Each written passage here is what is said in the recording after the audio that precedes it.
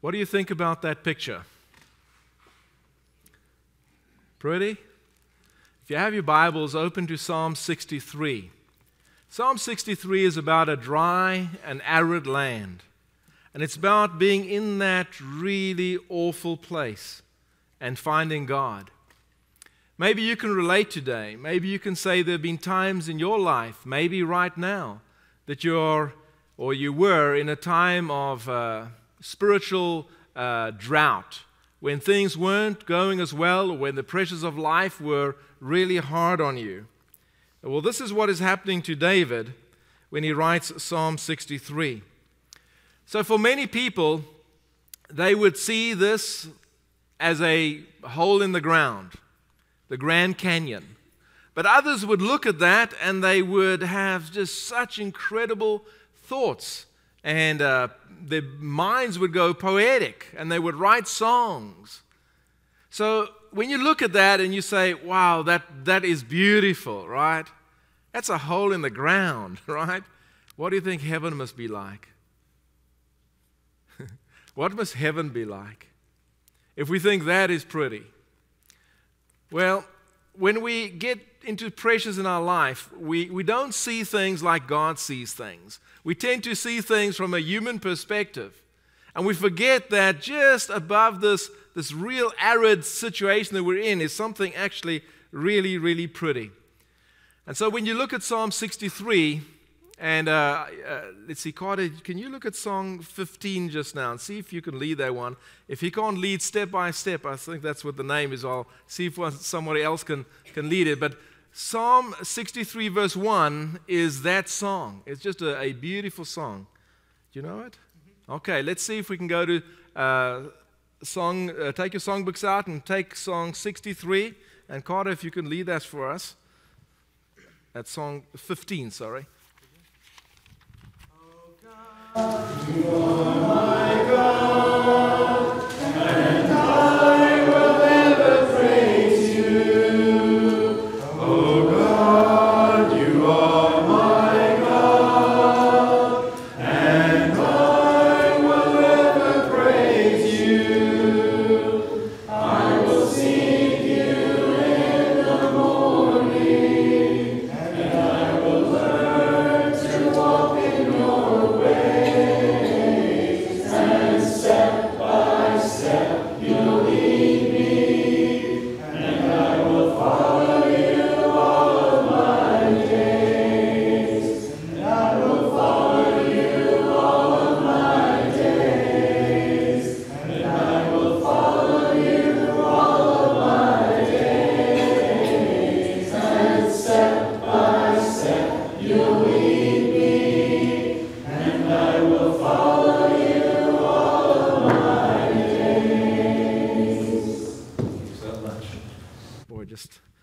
Throw a song out there and Carter's ready for it. Oh God, you are my God. Now, in the ESV it says earnestly. The idea behind earnestly is you're so eager that you seek Him early in the morning. And so many of the translations will say early in the morning instead of the word eager, earnestly. Oh God, you are my God. Early or earnestly I will seek you. So now you can imagine David has been thrust away from Jerusalem. Where was God for David? He was in Jerusalem. Where in Jerusalem? In the temple. And now being away from God, away from the temple, he's seeking God. Can you imagine being thrust away from the Summit Church of Christ? And you living from now for the next year or two in a complete wilderness. And all you can think of is the wonderful times you had worshiping with the brethren. Can you imagine that? Are you understanding where David's coming from right now? Because that's what's happening right here. I will seek you. In other words, in your temple. I will early or earnestly, I will seek you. My soul thirsts for you. My flesh faints for you, as in a dry and weary land where there is no water. Do you sometimes get the idea that we are spoiled? We come here, I just thought a little while ago, Andrew hadn't made it on time yet, and Billy jumped up without any hesitation. You know why Billy could do that? Because every single Sunday, without fail, he's working up over here at the Cold Spring Transition Care Center. He knows how to do this. He serves Lord's Supper every week, don't you? Right? You lead singing every week. You've got a sermon every week. Would you give it up? Why? See, that's incredible, right? And I know what he's talking about. I know exactly what he's talking about. And so when you don't have it, when you have it all the time, and all of a sudden it's taken away from you, you want it so bad. You want it so bad. My flesh faints for you. And David is literally right now, and spiritually, in a dry and weary land where there is no water. So I have looked upon you in the sanctuary, beholding your power and glory. He goes back in his mind. And that's the best he can have right now. The way it used to be. The way, and those memories are there. What would his life have been like if he did not have those memories? When times get tough, the last thing you and I should do is walk away from here, right? I mean, that's the first thing the devil is going to try to convince you to do. Because there's so many memories, so many highs, and yes, so many lows associated with us being here as a family. Just by mere fact that we are family means that there'll be sibling rivalry. I was asking a kid that's going to college in the fall, and he's really got an anger problem. I was saying, well, who's the number one person who pushes your button? And I knew what he was going to say. It was one of his siblings, and I knew which one of his siblings too. I said, well, it's short term. One of these days you won't be there. And guess what? You're going to be missing them very, very much. But God puts this inside of us that we have a very healthy respect for each other. But again, that our eyes are tuned to Him more than towards each other. And that's the way it needs to be. I remember as a new Christian, I was baptized the 28th of June, the 14th of July, I was in boot camp. And I never again had solid worship with God for 2 years. Can you imagine that? And you know how much I loved that church? I missed it so much. But my heart was there, and it was in this dry, and it was in a wilderness. Literally, it was in a wilderness, a dry, thirsty land. I thought about that. The type of people that I had with me said that they would rather be with their friends in the bar than with Christians in church. Those were the types of people I had for 2 years. Yet every one of them was facing life and death situations, and when pried just a little bit, guess what they wanted? They all wanted heaven. But in order to have heaven, what would they need? They would need this. Can you imagine finding singing to God boring? Could you imagine finding praying to God and listening to another sermon on a Sunday evening? They find that boring, yet they think that just like that, some preacher's going to say something and they're going to be in heaven, right? Does that make any sense to you? See, this is the time when we learn to love God. When we learn to, even if we're spoiled, we learn that this is where we need to be. And so the first thing that you have to do if you're seeking God is realize that thirst for God.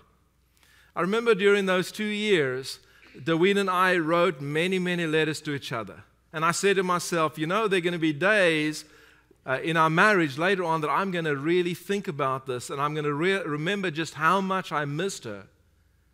But some of you don't have that. Some of you, you date and you get married, and you don't know what that dry and thirsty time was like. It really helps you to have a dry and thirsty time. This was a video clip, Chris, if you ever want to see it. It wasn't a boring sermon, so that was not a good illustration. We were hanging on. It was a mission trip. It was really nice. And I panned it back and forth, so I wanted to get this one, so I just took a screenshot of it. The second thing we need to do if we're going to seek God is we're going to realize that as we come and we thirst for God, it's going to lead to something wonderful. It's going to lead to soul-satisfying praise. And this is what you're going to see in verses 3 through 8. I don't have that scripture, so let's go ahead and read it from our text here. Because your steadfast love, this is Psalm 63 if you want to read along in your Bibles. Psalm 63 verse 3 through 8. Because of your steadfast love is better. Because your steadfast love is better than life, my lips will praise you. What do you think about that? Because your steadfast love is better than life. Can you imagine that? Do you agree with that? God's steadfast love, the fact that God is always there, that you can always count on God. The whole world may forsake you, but God is always going to be there. Because of that, it's better than life. Now, David was missing life. He was running, he was out in the wilderness. And so he did not have it. And then he comes to this realization, you know what, I don't need those comfortable homes that I have in the palace in Jerusalem. I don't need all these luxuries, the nice food that they give me. God, steadfast love is what lifts him up. So, you meditate to the point where you realize God's steadfast love is the best thing ever. You don't get that from just looking at how badly you've been treated and getting caught up in whatever the devil's trying to throw at you. You only get it when you really meditate on a verse like this and you figure out what's going on. So I will bless you as long as I live. In your name I will lift up my hands. So I will bless you as long as I live. In your name I will lift up my hands. What do you think about this lifting up hands business? What's that about? I see there's many churches do that. They'll lift up hands and it'll be like this really holy thing. But what is lifting up hands really about? What do you do when you do this? Anybody know what I'm doing right now? Oh, you got it, right? You got it. I'm surrendering. So when I do this, I'm absolutely what? Yes, you said that. I'm absolutely vulnerable. I can't do anything from here. My arms, my hands, you can see they're open, That's what it means to lift up your hands to God. Not a show of worship and how wonderful you are. And no, I'm very vulnerable before God right now. My life is hanging on a thin thread. So do that. Do that in worship. Be vulnerable with your God. Open up to God. Let Him know what's really happening in your life. And this is where this whole thing leads to soul-satisfying praise. This is where it's heading. Verse 5, my soul will be satisfied as with fat and rich food. So you can realize what David's thinking about right now, right? My soul will be satisfied as with fat and rich food, and my mouth will praise you with joyful lips. What I did here is I looked at these verses and I tried to figure out what is the metaphors or the analogies that David's using. He uses his hands, he uses his soul, he uses his mouth. You can say he's using his stomach, right? And he's taking every part of him and he's putting it into God. So he doesn't have much around him. So he uses what he has and he turns that over into beautiful song or psalm, a psalm that was written for a beautiful song over to God. Now we'll come back to verses 6 and 7, but let me just read verse 8. My soul clings to you. Your right hand upholds me. No matter how bad it is, I'm clinging to you, God, and you're going to carry me through this. You're going to help me. This book written by Scotty Smith, The Objects of His Affection, talks about a young man. Scotty was the young man who, in his youth, lost his mother very suddenly in a car wreck. And because of that, he turned away from God completely. But then he came back to God, and he said at that point when he came back to God, it was more like walking with God side by side. And he would pray sometimes, he would read sometimes, but he wasn't really giving God everything that he had. God was important to him, but God was not intimate to him. But then he stopped the side-by-side thing and came face to face with God. And that's what we need to realize. That's why bad times are so good for our souls, because it's an opportunity for us to come face to face with who God really is. And so he gives a couple of two things that he suggests that you do if you want to rekindle this soul-satisfying praise in your life. The first thing he says is live honestly. Live honestly. And he says for this, open up to the Lord about the pain of your losses and admit your failures. Admit your failures and open up your pain. Now, you might think you do that, but think carefully. How many of you have really talked to God about your pain? You know, hurt people hurt, right? Hurt people always speak from the perspective of their hurt. They take everything through that filter, and then they hurt other people, especially family and close people who are very close to them. And then people start to avoid them. So it's a very good thing for you to do this, because if you let that hurt pile up enough, it's going to ostracize you from life. So tell God about it. In James chapter 5, verse 8, it says, draw near to God, and he will draw near to you. Draw near to God. Let him know. Let him in. And then the second thing he says is ponder and believe the scriptures, like this one we're reading right now, Psalm 63, verse 3. Your loving kindness is better than life. Believe that. Look at God's character as revealed to you in Scripture. We have some really nice thoughts coming on every single day with a 100-day challenge. And I noticed that a lot of you are seeing them. Every day about 33 people see it, but not many of you are clicking like. So what I've done is, well, the rest of the world needs to see this. And I have people falling over themselves, clicking like, and sharing and things like that. This is beautiful. You know, contemplate on that. Think about these things. Open up. Let them really challenge you before God. Secondly, it's going to lead to meditating on God, and we've talked about this quite a bit already. So let's just rehash this one a little bit. When I cannot sleep, so when should you, and I told you I'll come back to verses 6 and 7. When should I do this? A good time is when you're tossing and turning.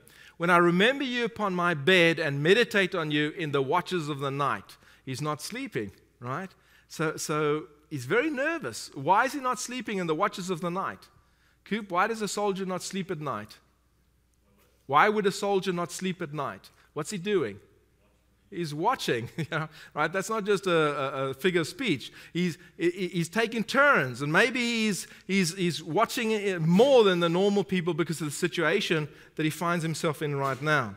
So I remember you upon my bed, and I meditate on you in the watches of the night. Sometimes life just gets so heavy, and you need to turn it over to God. If life is so heavy that you can't fall asleep at night, or that you wake up in the middle of the night, or you wake up early and you can't go back to sleep, that's a very good time for you to talk to God, to let him in. Because if you talk to God, there's a chance that you will actually find out what's really, really bothering you.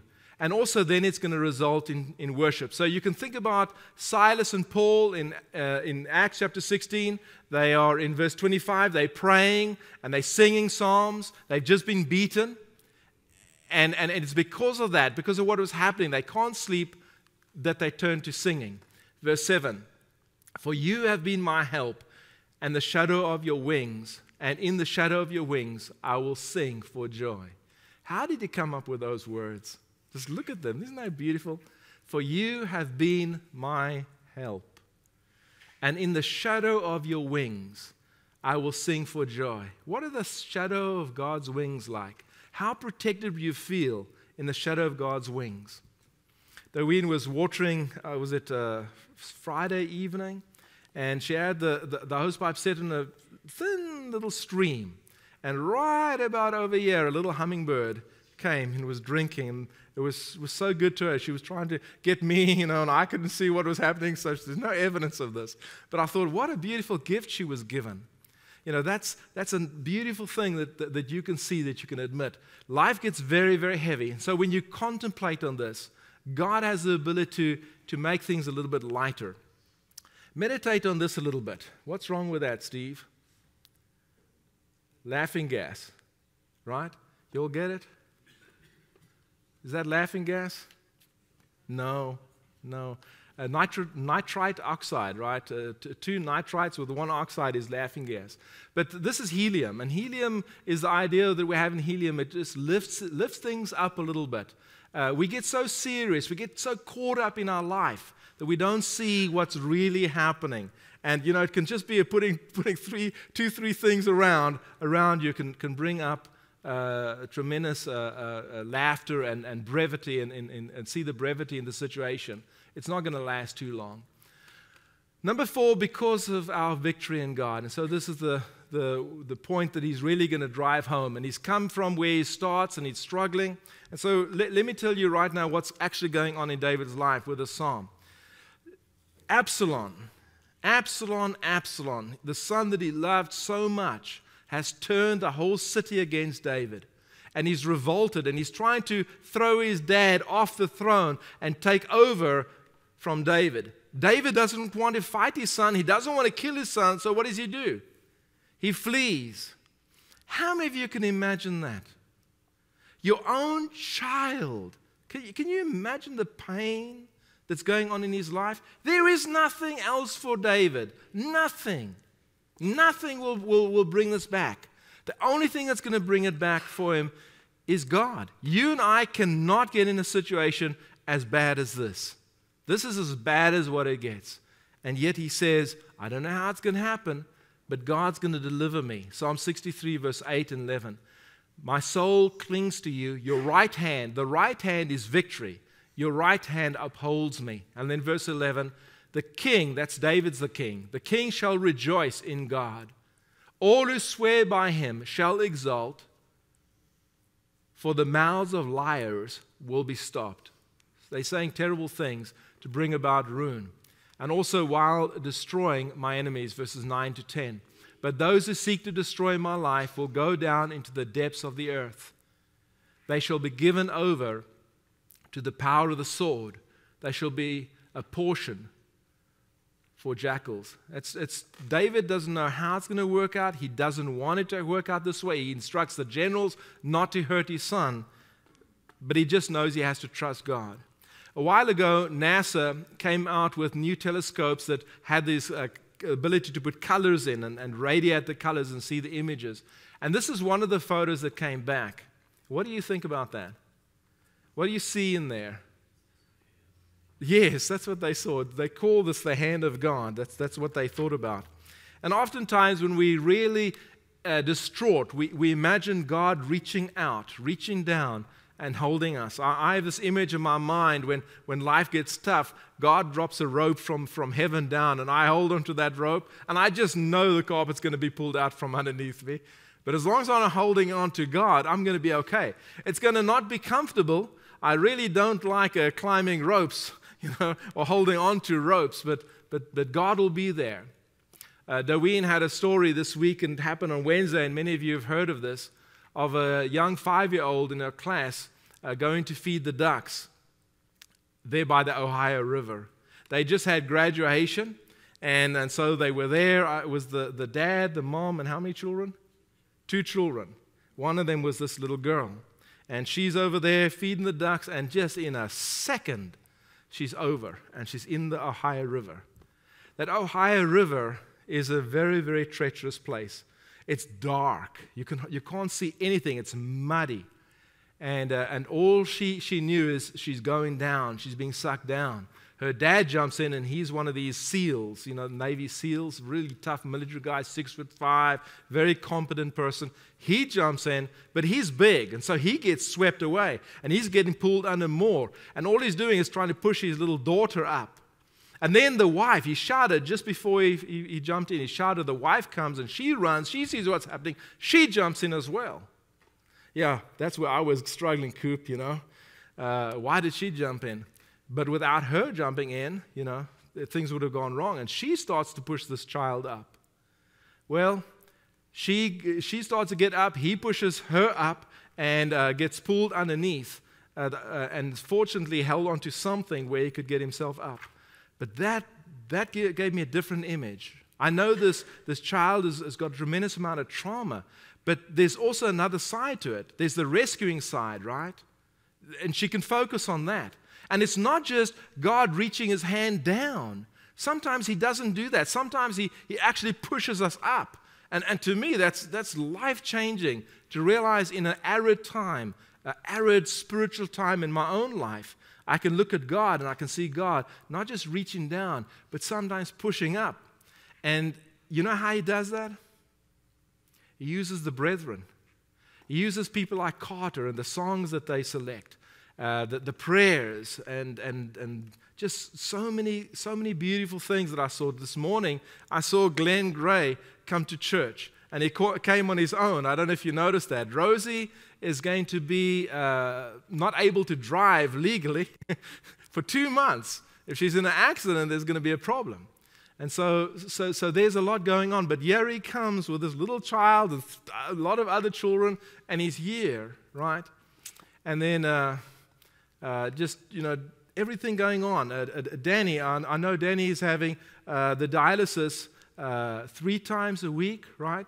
But it's like 4 or 4.5 hours. Close to 5. 3 times a week.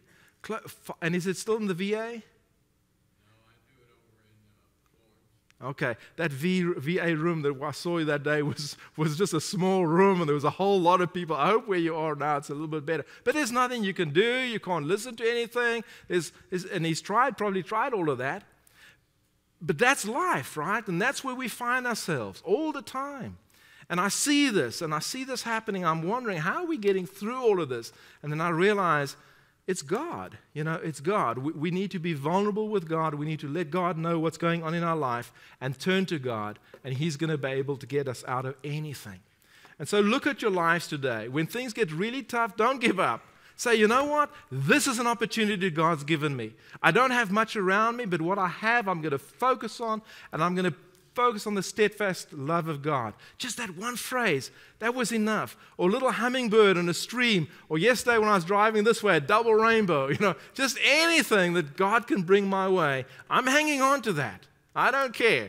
I'm vulnerable before God. That's what's going to happen, because we're not getting there with pride or selfishness. And I really appreciate that, Steve, in your prayer today. Pride and greed, I think you said. And I say pride and selfishness are the same thing. We've got to get rid of these. We've got to only hold on to God. So if you're subject to the gospel invitation today, if you want to come forward to be baptized, or if you want to come forward for the prayers of the church, whatever your need is, come forward right now. Together we stand and sing.